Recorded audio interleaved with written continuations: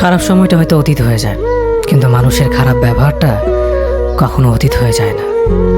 শুধু নিজে থেকে কথা বলা বন্ধ করে দেখো, দেখবে অনেক আপনজন বড় হয়ে যাবে। আসলে কেউ আপন হয় না। যারা তোমার ক্ষতি চায় তাদের আঘাত করবে না, তাদের সামনে একটু হাসি মুখে বাঁচবে। দেখবে তুমি আঘাত করলে যা কষ্ট পেত, ওরা তার থেকেও বেশি কষ্ট পাবে।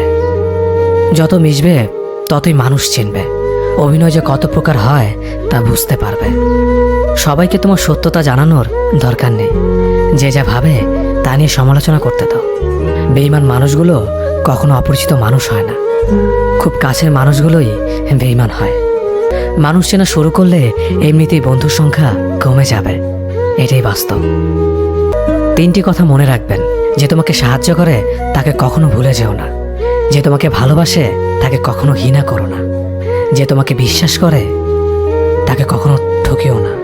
ধোঁকা একজনেই দেয়, কিন্তু বিশ্বাস সবার উপর থেকে উঠে যায়।